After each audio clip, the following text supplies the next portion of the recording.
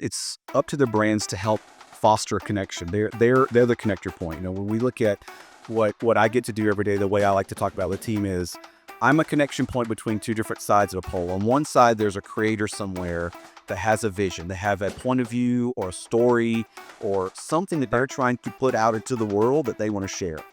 On the other hand, you've got a consumer who has an emotional need that they need met. They need to laugh, they need to cry, they need to forget. There's something they're trying to fulfill. I think the brands that are most successful, the ones that say, okay, I've got a creator and a fan who both have needs. How do I connect them? Run it up.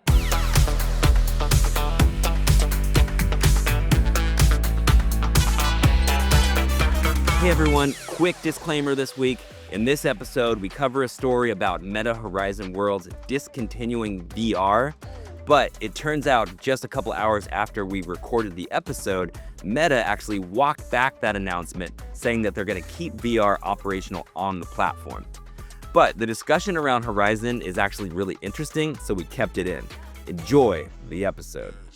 Welcome back to Brands in Play, your podcast for everything immersive marketing. I'm Val Vacante. And I'm Nic Hill, co-founder and chief innovation officer at Sawhorse.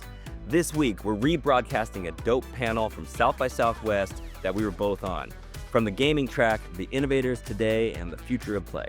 That's right. Mitchel Berger, Executive Vice President, Global Commerce at Crunchyroll, and Chris Down, Chief Design and Innovation Officer at Mattel, joined us to discuss how the biggest brands, platforms, and creators are shaping what play looks like right now and what's heading next. That's right. But first, in the news this week, Fortnite's new season is full of cultural marketing gold. Meta Horizon is shutting down VR on the platform. Fortnite is returning to Google Play Store, and Heineken is capitalizing on fandom and human connection. Then I'll walk you through the awesome tech at South by Southwest this year, including International Innovations Expo and standout experiences from Crunchyroll and Snap's Lynn Studio. And if you're enjoying Brands in Play, make sure to give us a follow.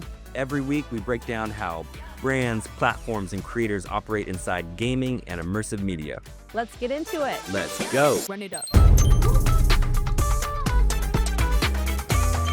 Val, what's up? We're back. How are you? We are back. I am great. We're recovering from the South by Southwest frenzy. I know. That was one of my favorite conferences of the year. I had a ton of fun. But now, I'm back soaked into reality, trying to get back into the swing of things, right? That's right. So I got a few announcements this week. There's some cool stuff going on. First, I have to be that guy and share some news that my gold Clio that just arrived Yay! from the Clios. This is to celebrate the Warner Brothers theatrical integration campaign for Sinners. So this is the highest honor that the Warner Brothers team earned for that campaign, and Sawhorse was just a small part of it. There were so many different touch points and companies that worked together, but it's a huge honor, and so I'm stoked on that. That's a big award. Well, and it's super exciting. So massive congrats to you and the Sawhorse team and everybody involved. Not everybody gets a Clio, so congrats. Thank you. It's years in the making, and humbling to work with so many talented people and be part of such a huge group of amazing innovators pushing the envelope, which is really cool. And then another thing I wanted to mention is that we have a new campaign that we just dropped today, actually, for Skittles. So this is a project that Sawhorse did in partnership with Omnicom, and it's the Skittles game flute. So we made a Skittles flute that is also a video game controller, and we have this famous Twitch streamer, Point Crow. We basically locked him in a room for 72 hours, and he has to play this flute, and that's playing the actual game, and he has to beat these games in order to be freed from this locked room. I love this campaign. I'm super excited about it. We can finally talk about it. I think what I love about this is it's a reminder to marketers that if they want to get into gaming, you can always do gaming adjacent activations. There's nothing we did inside of a gaming platform here. We didn't have to make any custom 3D art. We didn't have to do any partnerships with any game companies. This is all outside, but leveraging game culture. So it's just a reminder that, you can go that route if you want to. Well, and it's super smart because, like you say, it makes it way more probably faster and turnkey so you can activate things, if you don't have so much time. Exactly. That's a great point. What's up? What's new with you this week? So, as I said, kind of recouping from the South by Southwest frenzy, collecting notes, catching up with all the wonderful people I met there. But one of the things I wanted to share on this episode is actually my latest article on Fast Company dropped. Nice. Nice. Thanks. Congrats. Hey, thanks. And this article, it's 5 trends shaping experience-driven retail. So it's all about brands blending technology, creativity, culture to build those experiences, whether it be in the physical or digital world. And I highlight a number of examples focused on gaming, immersive marketing, fandom, and a bit of IRL action. So check it out. Nice. Yeah, we'll definitely check that out. I love it. I'm excited. Should we jump to the news? Yes, let's jump to the news. So I'll dive in with the first story this week. First story, we're really focused on Fortnite, K-pop, and brand rot, the next generation of marketing. And this was featured in Wired magazine. What I really liked about this is that it highlights on award-winning fandom and pop culture expert Calvin Inez. And he really highlights like why the traditional advertising model is losing steam. It's really losing power, and why really the future of play and fandom is really community first and driving fans first. As you know, Nick, we're living in a world of Discord, Roblox, Fortnite, and it's really important to live where our consumers live there. And what was also exciting or noted here was, no surprise that fandom, it's overtaken those traditional marketing routes. And people are going to know, if you're not being real, if you're not integrated into the community. So really highlighting on fans participating, creating, and sharing those narratives, kind of like the example you shared with Skittles, Nick. Awesome. I love that coverage, and I think it speaks to a broader trend of brands, leveraging these more interactive or immersive platforms to reach audiences and have that value. And I think it's smart that they're really kind of anchoring this whole article in the new season of Fortnite, because we've said this before on the show, but I think it rings true. Fortnite is one of the best examples of a open place to pipe in, um, the cutting edge pop culture and weave it in an organic and authentic way. And yeah, seeing that new trailer that dropped is just all the partnership that they have. It's like chef's kiss to them. And I think they're a great example for other platforms of all kinds to look at. How are you brokering brand deals and then orchestrating seasons or orchestrating sort of waves of content that is relevant to the user base, but also beneficial to the brands? It's really smart the way they do it. Very exciting. Let's hear your story, Nick. So my first story is bittersweet. Definitely not great news, but so Meta Horizon is ditching its virtual reality component. So Meta, for those the Meta Horizon platform, for those that don't know, it's basically Meta's metaverse or UGC gaming platform.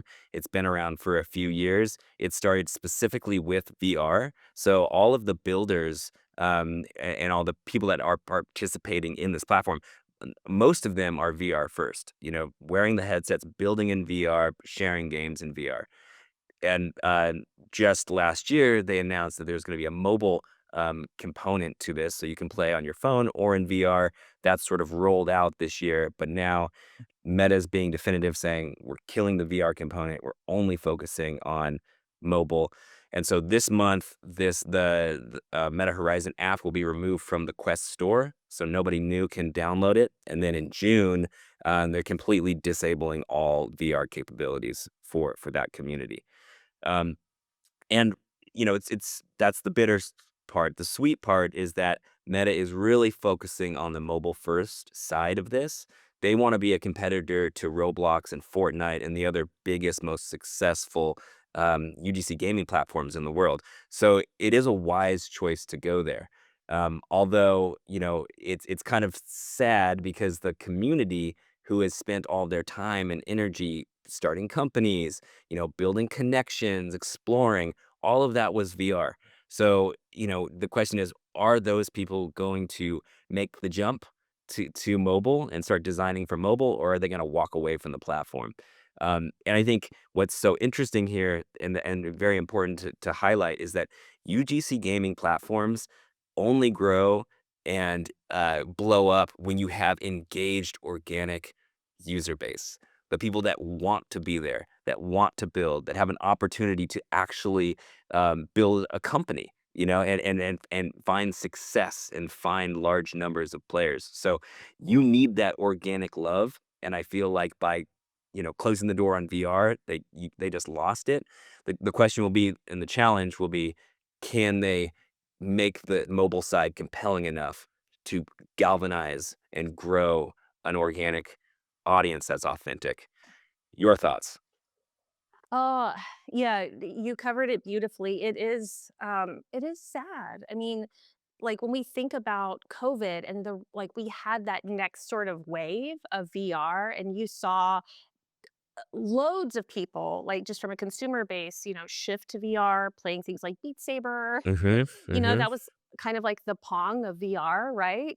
And so you had this extended play just from consumers, but like you said, with creators, and there's definitely a rich community, certainly wonderful, highly talented people I've worked with in the industry over the years who invested a lot of love, Mhm. care, production, partnership. I mean, it's sad, but I think we will see kind of the ones who are really gung ho about it will pivot and kind of explore that space.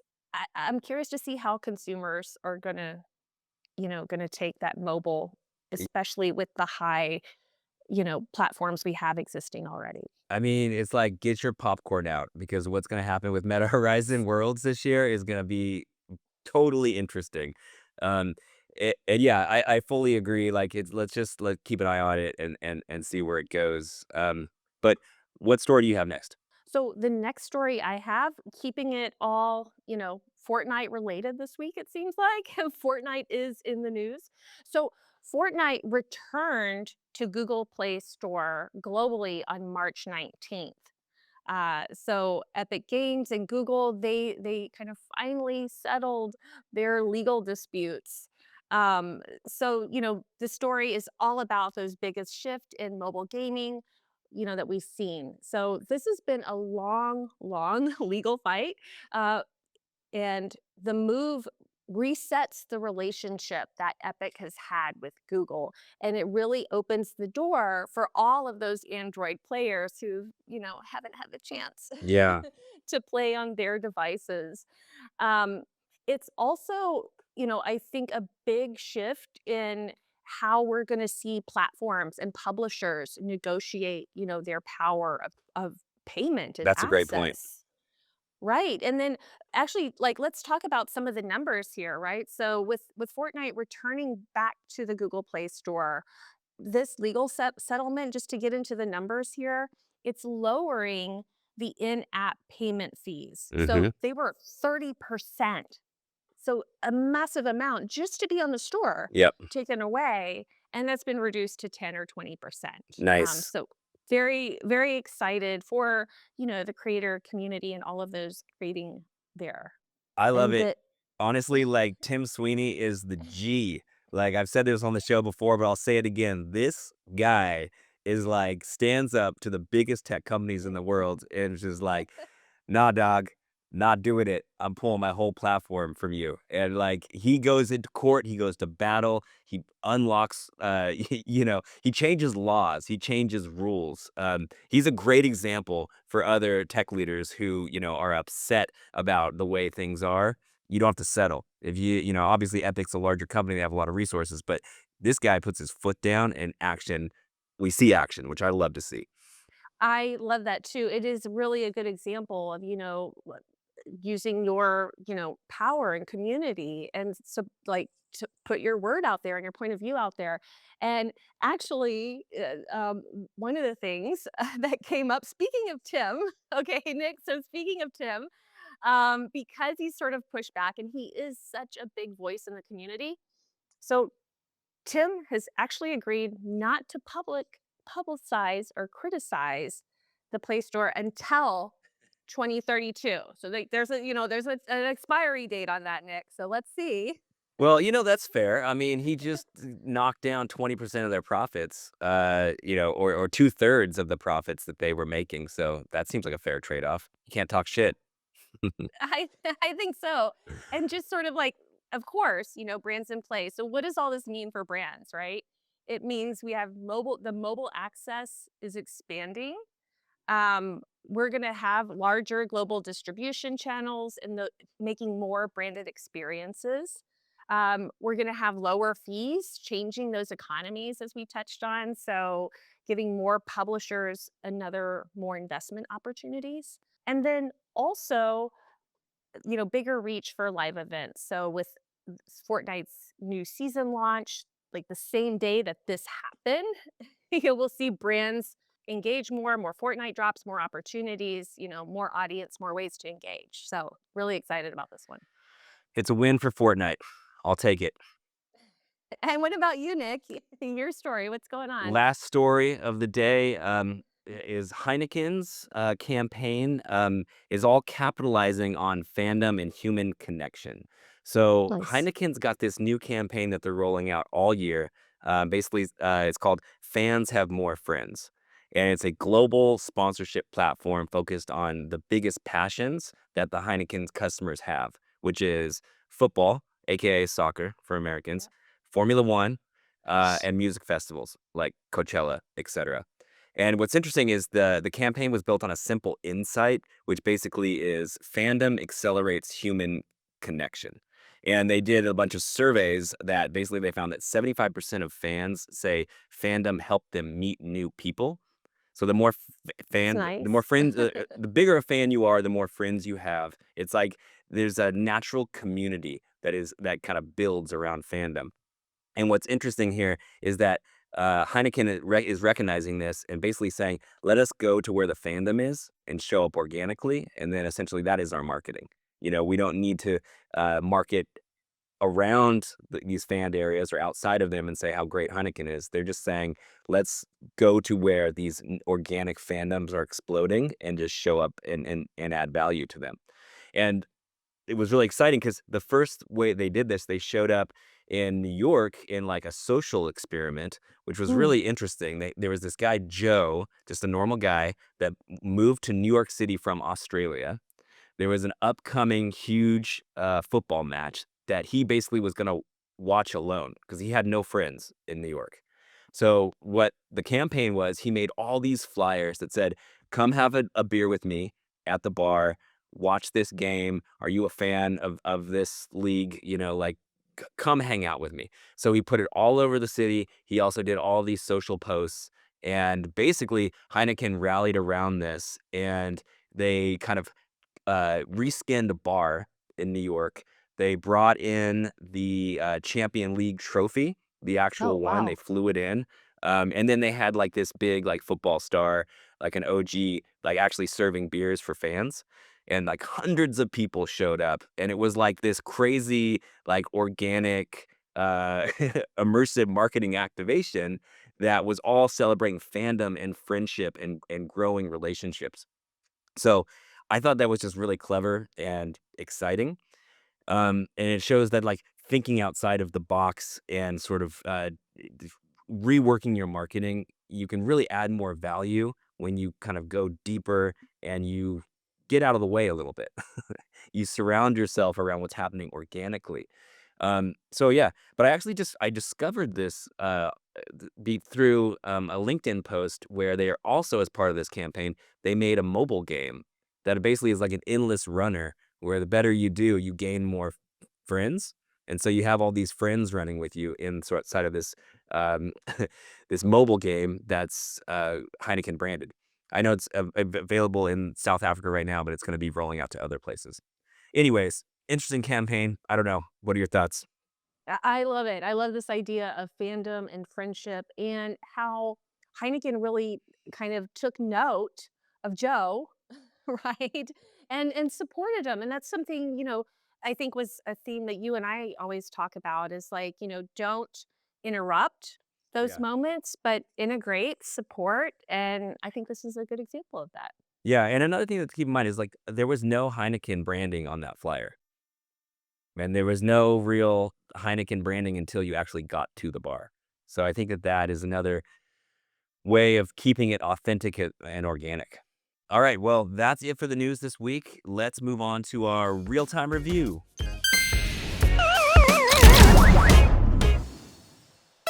That's right, Nick. Real time review. I was so excited to do the real time review at South by Southwest, IRL on the ground, and really exploring South by Southwest International Innovation Expo. And this is one of the rare places where you can sort of a single floor and you can go and tinker and play and touch everything from emerging hardware, immersive storytelling, experiential world building, from brands and creators from all over the world. And so, like, that's what's really exciting. This year, the through line was all about technology, narrative, physical interaction, and really merging in those deeper and more human ways. So, what really makes the expo stand out is that uh, the ability to connect with so many brilliant ideas, people, technologies in one place. And again, being able to test, touch, and tinker with those. And then on top of it, you know, one of the big sort of noticeable shifts has been towards those connected experiences. So blending physical and digital interaction. And then on top of it, the international presence brings that diversity of design philosophies, everything from anime driven storytelling to next gen AR tools. Now, one of the standout connected experiences I want to highlight is actually from Crunchyroll. Their their Sentenced to Be a Hero activation. So Crunchyroll delivered one of the most interactive and emotionally grounded activations. So Sentenced to Be a Hero, it's a dark fantasy where condemned criminals are forced into a service as heroes. So think of fighting Demon King's army with no escape. At the center is Teorita. She's a goddess who guides, judges, and really brings rare moments of humanity into the chaos. And she's just such a cool and interesting looking character. But what Crunchyroll did to celebrate, this series, they introduced this was an industry first. It was an industry first Teorita doll. She's an animatronic. It was this installation that where she's responding with lifelike expressions. When guests come up, they can pat her on the head, and she starts engaging with them. In terms of what was really good about this is that it was intimate, in terms of engaging with her, accessible. There was no badge required. Anybody, whether you're at South by or not, could come experience it. And it really communicates that emotional core of the series. You don't need to know about the series, to experience it. So I thought that was really great for fans. Uh, So she was, like, fully in character, and I imagine this is, like, AI-driven sort of conversation? It was not AI, but Okay. it was more kind of sensor based. So, she was an animatronic, physically there. I mean, I'm quite short, so she was just around my height. but um, but yeah, a physical, animatronic that you could walk up to and react. And they had a great screen, that would kind of guide you as well behind the experience. In terms of the next one we have up here, is Spectacles XR experience. So, Oh, I heard about this. I didn't see it, but yeah, tell me. oh my goodness, it was so much fun. Very active, that you can probably see on the camera here. Very active, but Spectacles. So they brought a very hands-on XR experience to the expo. Attendees could come up. You have the spectacles on. You try the latest build of Lens Studio. So it is everything from active gameplay. You can probably see me punching in there and, and everything, but active gameplay. And then there was also art and creative driven modes in there. What was good about it or were kind of those things, right? You had energetic gameplay. I love anytime you can have like physical active gameplay, punching, jumping. So like that was really great. The creative experience behind it, where you can get into kind of a meditative flow state of creating, which is really cool. Mm. The challenges, or what wasn't so great about it was the navigation. If you've used spectacles before, you kind of like navigate through your hand. Yeah. It didn't always connect. It was a little bit um, challenging, and then the spectacles themselves were quite heavy compared to like a Meta Ray-Bans Yeah. There's more tech hardware. inside of them. They have more augmented reality and spatial computing capabilities than the Meta Ray-Bans, but obviously that comes at a price, which is weight. And I guess these are rolling out this year. So spectacles are coming out to the mass market public this year for sale. Uh, Val, did they say that these things that you tested, these apps, are they going to be available to the public, or is this more of like a test thing at South by? Oh, yes, and quite a few of them are already out now, which Okay, is great. cool. Yeah, which is great. And then I guess just kind of, rounding out real-time review, International Innovation Expo, engaging activations like Crunchyroll's Sentence to be a Hero, Spectacles XR. These experiences are really showing how those global brands are rethinking presence, whether it's in the physical world or digital world. At South by Southwest, Crunchyroll's extending that anime IP into the physical world, and Spectacles really empowering people to play and explore. I think together, what does all this mean? It's pointing towards that future where story, technology, and creativity are all fused together. Well said. And South by is the perfect place to explore that. So we recommend everyone check it out next year. But all right, thanks for that review. Now let's go to our South by panel on innovators today and the future of play with Mitchel Berger, EVP of Global Commerce at Crunchyroll, and our friend Chris Down, Chief Design and Innovation Officer at Mattel.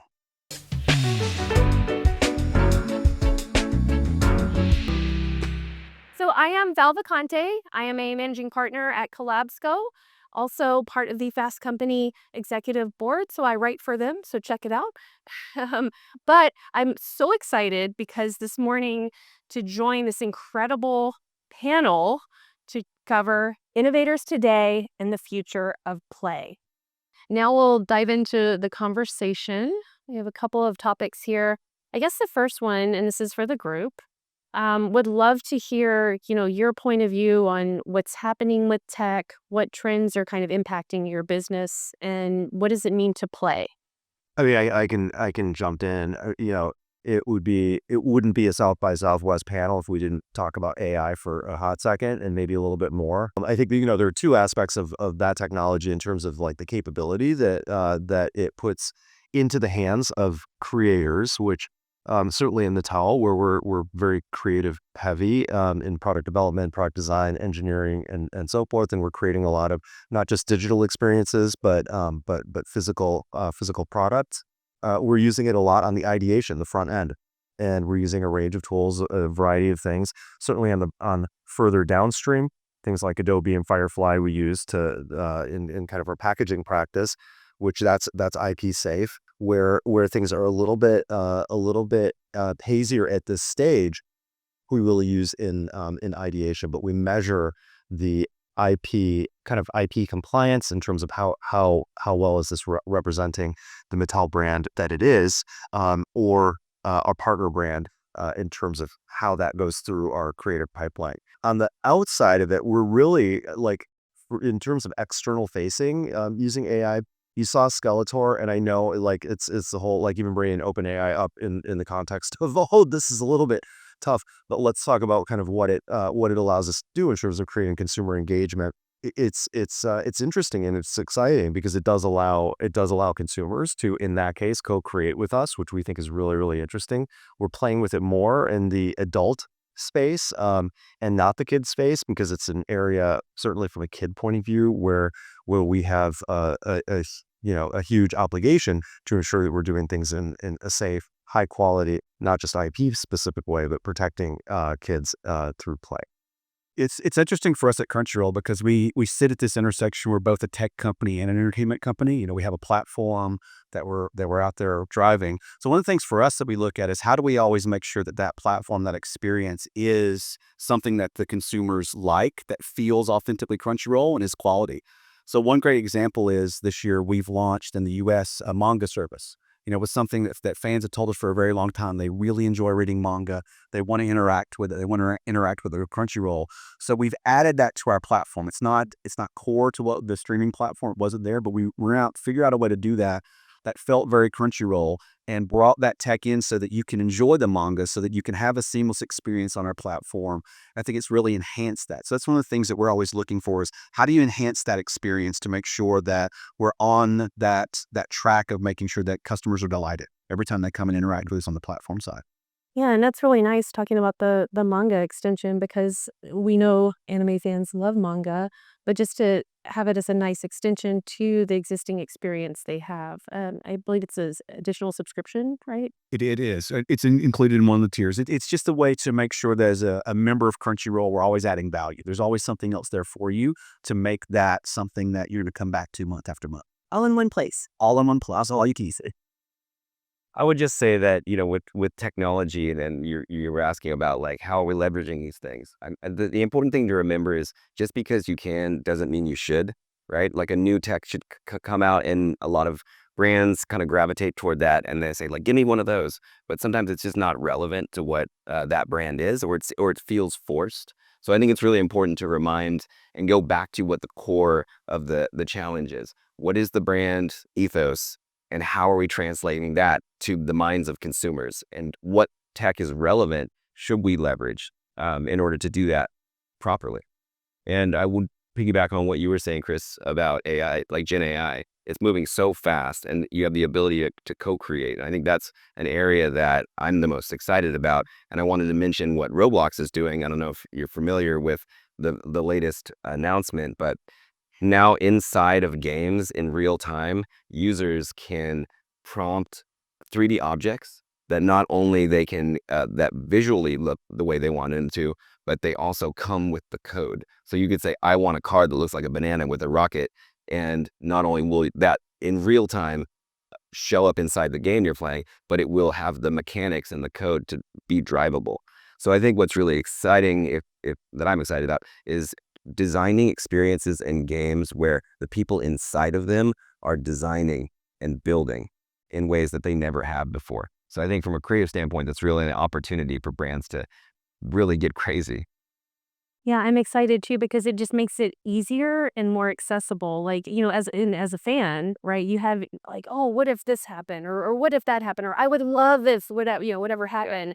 But maybe they're not a coder, or maybe they're not like a game dev, or maybe they just don't know how to draw really well. I don't know.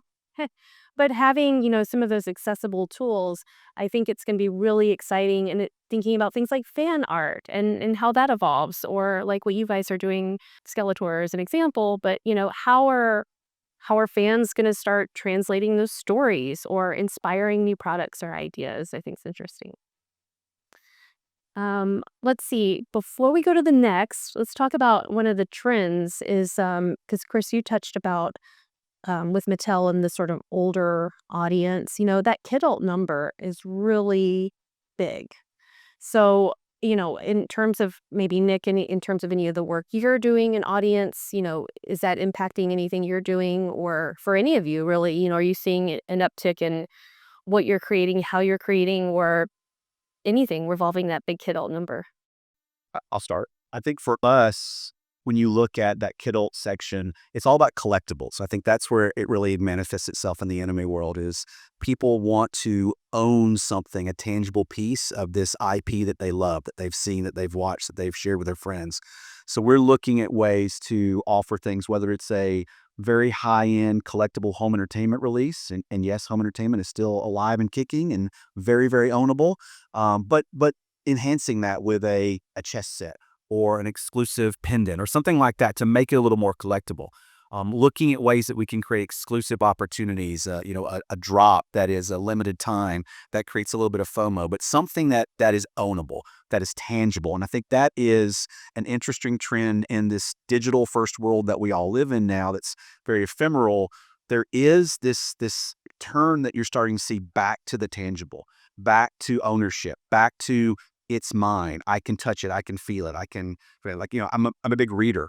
I love to read books digitally, but I also love to have them on my shelf and you can smell them and you can touch them. And it's a fundamentally different experience. And I think that you're going to see, not only the adult uh, uh, genre demographic there, but this younger fan base is going to come to that. It's going to be something we see it in music. It's vinyl, and that is vinyl. Vinyl's ownable. It's tangible. It's there. It's a different experience, and it lives alongside streaming. They both serve different needs. I think you're going to see a lot more of that in the coming years, and we're trying to lean into that ownability around things that are anime. Yeah, I agree. And I know we mentioned kidults, but it's really interesting to see, we'll call them Gen Alpha, those cuspers, right? Who are cusping Gen Alpha and Gen Z. They grew up mainly with a lot of digital product, right? It was like a lot of apps. It was maybe Angry Bird apps or different things like that. Lego Life, that was something that got Lego fans really excited, taking pictures. It was like the kid safe version of Instagram with Lego. They retired it.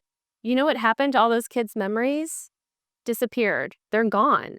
They don't exist. And so I think because of examples like that, you're seeing these kids who are like, I want the vinyl, or I want the physical manga. I want the digital thing too. I want to have that experience, but I need to have that. I do think, I mean, at a macro level, I love Mitchell what you were saying about like walking into a convenience store with a Demon Slayer or whatever your fandom is, and like why do you do that? And I think that signaling is a big part, like signaling fandom in order to create connections, right? That is what that story represented.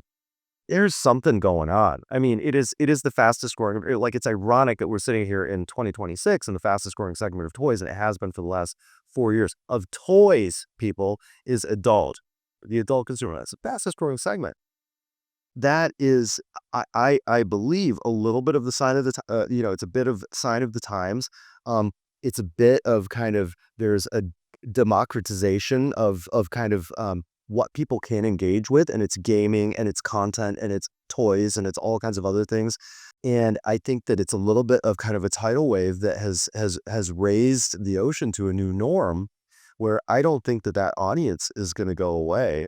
I think that actually another way, it's maybe a different way of kind of looking at the same code, but I do think that the benefit of play to humanity, this is getting, not to get too crazy deep on it, but I think that play is a little bit of the antidote to some of the tension that we all feel. It is about escaping. We just did this study called Shape of Play. Another thing to go and check out, Shape of Play. We did it last year. 33,000 people around the world that we talked to, including adults, including kids, and heard directly from them the benefit, the attraction, the need, and the persistence of play. I want to piggyback on that a little bit about this concept of play and interactivity. If you apply it to storytelling, and if we think about storytelling in general, it started with cavemen, and that was always interactive. Think about it. Like, they were making sounds and moving around and like touching things and telling stories, right?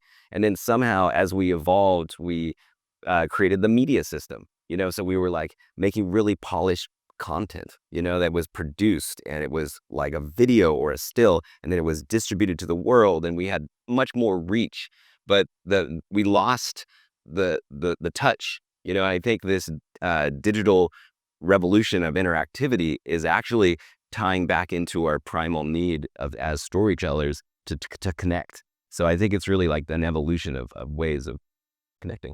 And I would add to that, I think you're onto something. It's the connection.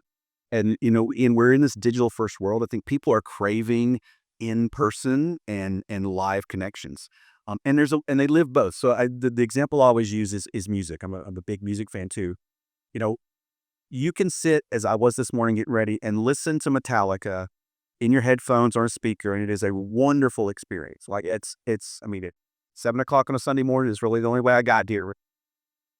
But that's one experience. I'm going to go see them in the Sphere in October live. Fundamentally different experience because it's a crowd, it's live, it's an energy. So I was talking about earlier with theatrical, it's a unique moment in time. Both of those serve needs. Both of them feed off each other.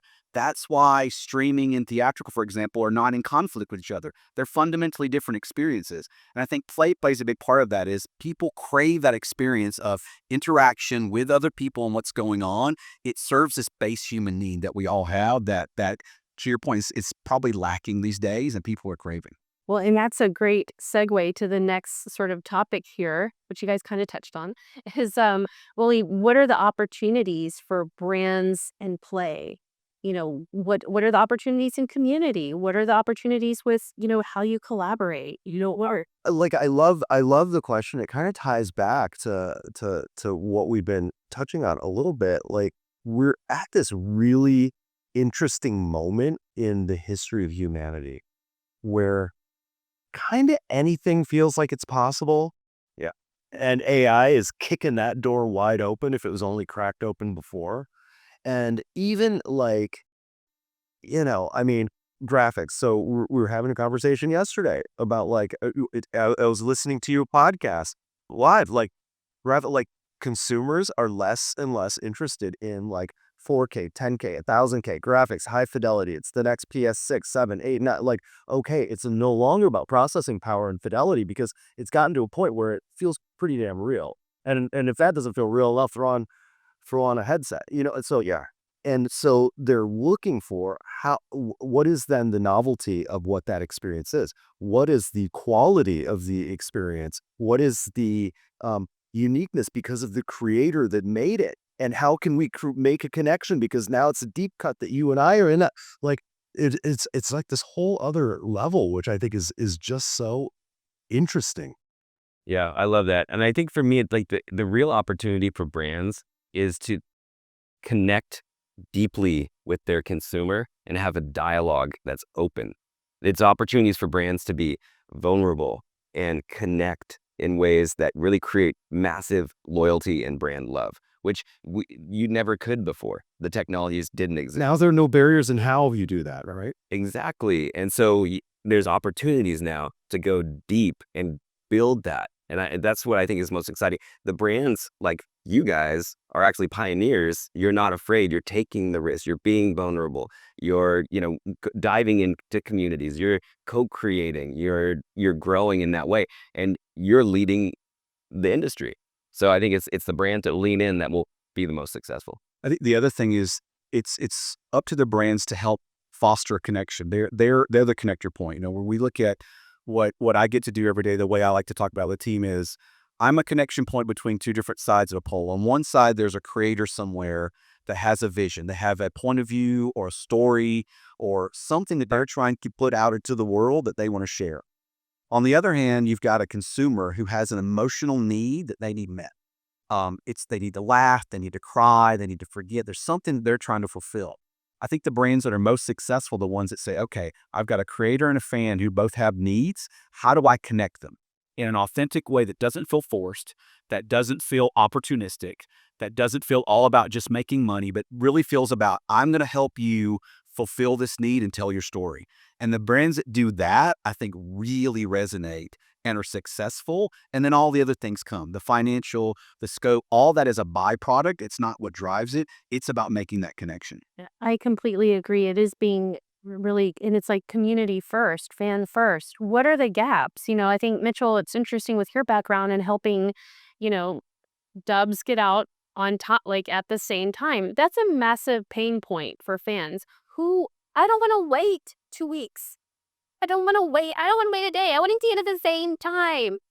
So anytime that can happen for fans to see their favorite anime, I mean, that's huge, right? But it doesn't happen for everybody, right? It doesn't. And that's a great example of looking at what the fans need were and trying to find a solution. You go back 5 or 10 years ago, those dubs weren't coming out 2 weeks. They were coming out 6 months later on a home entertainment release. They weren't available in the moment.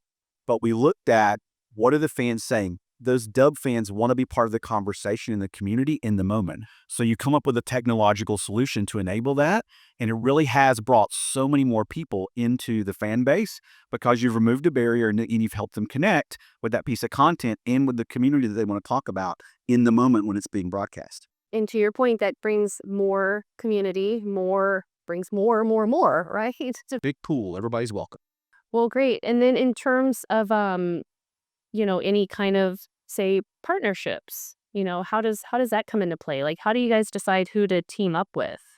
I think, look, it's really interesting. It's kind of occurring as we're talking about all of this stuff. I mean, it's all very interconnected. What you decide to do with your brands. There's an aspect of experimentation that is kind of the bedfellow of innovation, and who you partner with has to. We've talked about things like authenticity, brand resonance. I'll bring back again. It's a little bit dry, but actually it really helps you kind of think about what those boundaries and where the new frontiers might be when you actually understand like what is the purpose of the brand, and how does that connect with consumers. Where might I go with it? So everybody creatives do really well when they're creating inside of kind of a framework or a box, understanding what that brand stands for and knowing that there has to be a balance in adhering to or supporting that brand's equity, as you ensure that it stays relevant by observing like what's hot in culture. I'll tell you, like as we think about brand partnerships, hot in culture aligned with brand resonance, it's like, wow. And if there's a fan that is kind of like, I don't know, Billie Eilish and Uno, like really? It was our number one selling Uno game last year. And it's bananas. I'll tell you, fun fact, by the way, for you, South by Southwest. So we did the Billie Eilish thing. She is actually an Uno fan, as our Swift is an Uno fan as well. But her dad worked at Mattel for years. Yep. For decades, trade show services. A builder. I've got some Mattel folks in the audience, and they're like, what? Are you serious? Billie Eilish's dad? Yep. Billie and Phineas's dad worked. But it's those intersections, understanding like what is the cultural relevance? Like, why do I care? Oh, sometimes it's because it's totally authentic. It didn't even make sense until you told me the story. I love stories. So it's like now it makes sense. And I'm like, okay, Billy and Uno, I'm all in. Other times it's just like, you know what? Why would we do something with with Formula One and Hot Wheels? Oh, two great tastes that go together. Or Daniel Arsham, if you're in the artist community and you love cars, and you love Porsches, and you love kind of his sensibilities, that intersection with an adult fan in the Hot Wheels space worked really, really well also. I think it's authenticity. For us, it's all about authenticity. I think old school product placement just doesn't work. Like, so if you get a chance, if you haven't seen it, there's this, what I think is maybe the best example ever of why this doesn't work. When they released Star Wars in Latin America years ago on television, they couldn't cut in commercials. So what they did was they just cut clips into the actual film where Obi-Wan's going to get the lightsaber for Luke, and he reaches into a cooler and gets a beer. It is one of the most jarring things you've ever seen in your entire life. So good. That, to me, is what product placement and inauthenticity, that is inauthenticity to a T. You can't have that. It's got to be a partnership and a brand that feels, that fan goes, yeah, there's a reason for this to exist.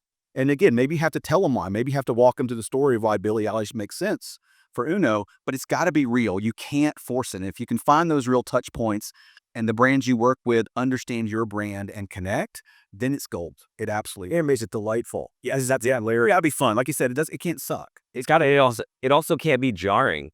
When you're consuming content in the way that you want to, if a brand shows up, you have to say, oh, that's additive. Oh, that's clever how they did that. Or I didn't even notice it, and I enjoyed what I was playing or whatever. Like, that's how you know it's a solid integration. But I would say, like, going back to like good partnerships, at Sawhorse, we're really fortunate to work with some of the biggest brands in the world. We worked with Mattel recently, and it's the good partnerships are the ones where the brands are open-minded.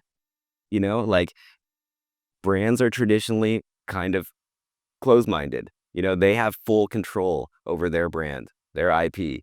their brand guidelines, how they are presented. It's the ones that are a bit more open-minded that come to us and say, how are we going to activate on Roblox in a way that the fans are going to, receive well? I'll give an example. Sam's Club. So we did a project on Roblox for Sam's Club, and that's a tricky brand. That's not the sexiest brand, but we found a way to really make it work for them. And it was because the client was so open-minded. She was like, how are we going to make Sam's Club cool on Roblox? And what do you guys recommend? And one of the things we leaned into was the fact that the Roblox audience is very young, very fun, and they like to lean into the weird, right? And so we suggested, what if we made a mascot of a toilet roll, and we turned him into a dude named Rolly, right? And toilet paper is the highest selling product at Sam's Club, which most brands would be like, are you kidding me? You're going to represent my brand with toilet paper? Like, get out of here. But she's like, you know what? I'll trust you. I'll trust the community. And that integration has been phenomenally successful. They've come back 2 times since and done activations, integrations into top games, but with that character. And I think that what I'm saying is it's the brands that take risks, that are open-minded, that really care about the community they're going into, that will be the most successful. I have a toy idea, Nick. What do you got? Rolly's coming, baby. Oh, I love it. Exclusively at Sam's Club. So we're almost at time, and of course we're at South by Southwest. Can't close South by Southwest without talking about the future. So, like last sort of comments. What is the future of play? Where do you see it going? I feel like we're living in the future now. I think the future is every week. Like looking at LinkedIn and staying on the pulse of this stuff, it's just mind-blowing, especially with AI. I know it's the buzzword. I'm so tired of saying it, pairing it, but it is impacting what we do at a rate that we can barely keep up with. I mean, the government can't keep up with it, that's for damn sure. So I don't know. I just like to think about it like we're making better campaigns. We're making better content. We're connecting with people in better, more deep ways than we ever have before. So I'm just like ready for whatever tech gets thrown out, and we got to figure out how to leverage it to tell stories more deeply, as a species. And I think, and as we're riding that technology train, as I said earlier, I think we have to hold on to the physical world. I think there's an inherent value in physical things that we all innately know from birth, and we can't give up on that. We have to continue to feed that collectability and that fan mentality, give them things to play with that they can touch and feel in the real world. I very much agree with both of you on this. I think that I actually think that all consumers of all ages are going to be more discriminating as we move forward. So I think the future of play, the future of engagement, the future of demand creation and demand capture, and all of the other things that probably everybody in this room represents, the quality of execution, the taste level, and the authenticity, I think those are going to be guiding forces for the things that, not that we do, because we do a lot of stuff that just sucks and do a lot of stuff that really works, but the stuff that works, I think, is going to be guided by those principles. Well said. Totally agree with you guys. Okay, well, thank you guys for joining us at South by Southwest. That is, thank you all for joining us and being part of the conversation, and have a wonderful South by Southwest.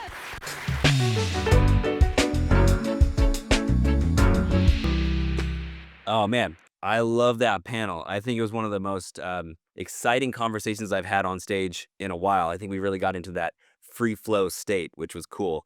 And I just want to, mention that I love these brands because they're taking risks. And what I also love is that they're kind of embodying the title of this podcast, Brands in Play. Like, I feel like these brands specifically are having fun with their brand growth and their marketing, more so than so many other brands. So that's my takeaway. Yeah, I loved it. Like you said, it was one of my favorite and most joyful panels that I've had in a long time. I thought it was really great how Chris provided the sort of traditional toy play, but also all of the unexpected things that Mattel's doing in both physical and digital worlds, and how they're connecting with these iconic brands in new ways. And then from Mitchell's perspective and Crunchyroll, I mean, it was so great to hear about the Crunchyroll flywheel and how Crunchyroll really puts those fan first experiences and shaping every touch point around the fan. And then, of course, Nick, the examples you shared from an immersive marketing standpoint, all the different brands that you shared, and then the conversation all around. It was just great for us to, as innovators and leaders in the community, to share our point of view, what we're working on, and what the future holds. Yep. Well said. Now, let's go to hit, miss, and bet. All right, so for this week, my hit is the Coinbase commercial. Did you see this? I did not see this one. This is No. what you have to see. It's a TV commercial. Okay. Obviously, Coinbase, the cryptocurrency exchange, one of the biggest out there, they have a TV spot, a commercial spot. It's all over social and TV. It's featuring a video game character, kind of GTA style, going All through the right. rat race of life. He's sort of like going to the bank and he's kind of just doing, simple life shit. And he becomes sort of self aware and then he kind of breaks free. And then he's like running and trying to escape that reality, and slowly through the editing he kind of like emerges into like a real human with IRL footage.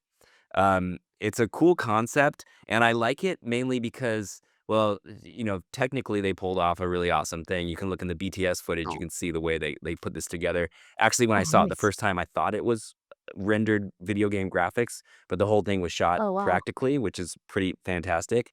um but what I like about it is it's just an indicator showing that like how big video game culture is today, where so many brands can basically leverage gaming culture and gaming imagery to get their messages out to the massive mainstream. And maybe that's a simple concept that everybody knows, but I think it's worth mentioning. That's my hit. My miss is Meta Ray-Ban's class action lawsuit over privacy. I don't know if you saw this, but Wow. it's a bit creepy. Yeah. Yes. So we know that this is like the year of the smart glasses. I think there's like 4 or 5 massive companies that are releasing them at scale globally. So we're going to see a ton more adoption. Lots of competitors in the space, and so Meta is one of the first movers. They say that their product, the Ray Bans, are designed for privacy, but there was an investigation that was done that found that the videos and the photos that were Mm. captured by the glasses were actually being reviewed by human contractors from a Meta subcontractor in Kenya. And so you had all these humans like kind of like processing these photos and these videos. And it was reported that there was financial documents, people in bathrooms, and like sexual interactions. Mm. The fail or the miss is that we're just moving too fast for a government and society to keep up with this tech product that is rolling out globally. And I think the reality is it's almost like when cars came out the first time, it was like, we're not going to use horse carriages anymore. We're going to just have these cars. Like all these people died, when freeways came out, people just died. And it was like a horrible thing, but it kind of has to be done as you transition into a major technological sort of step forward. I think we're in that right now with smart glasses. And I think this is just the tip of the iceberg challenges and problems that will arise, but I know we will like break through it and get to a better place. But it's a warning. Article is just an early warning for some shit that's gonna go down in all of our lives. Yeah, And I feel like yeah, go ahead. I was gonna say, yeah, I feel like a privacy first. It's almost like they've been completely open into the world, but there are ways, to have it closed or to just have Yeah. it to your device, and it's like we need to start with those closed experiences first before going all out, right? Yeah, and I think, in tech, you have that cultural mindset that's like move fast and break things, where it's Yeah, like, yeah. we're just gonna release it and there could be problems, so let's go. That's how we grow. We find bugs faster, and it's like cool sometimes, but also like, oh, massive Privacy. failures other times. So we're in it now. There's no going back. And for my bet this week, I was really excited. My bet is that Gen Z is gonna save Hollywood, and I saw this really interesting report in the Hollywood Reporters they did a study that said that 40% of today's movie-going audience is Gen Z. And so there's this myth that like young people don't go to movies. They're always like buried in their smartphones. They have no attention span. And this article just proves that that just isn't true. And what's interesting is that young people, they actually do want IRL experiences. Yes. They do want to be around other humans. They want to touch grass. They're not just like this sort of stereotype that we think a lot of older generations think they are. So that's, it's a great signal that it's like, don't oversimplify generations. Okay, so that's a wrap for this week.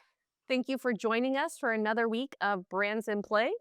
And once again, a big thanks to Mitchel Berger from Crunchyroll and Chris Down from Mattel and the South by team for having us up on that panel. And Val, what's up next week? We'll be chatting to Charlie Fink. He is the OG of XR, a legend in the space. He actually wrote a book about the metaverse before people talked about it. He's the OG goat, the XR goat. He is. He's consultant, columnist, author, producer, podcaster, and he's also a professor as well. So covering all the things of AI, XR, metaverse for Forbes and more. So I can't wait to get Charlie on the show. Yeah, that's going to be a dope interview. Looking forward to that.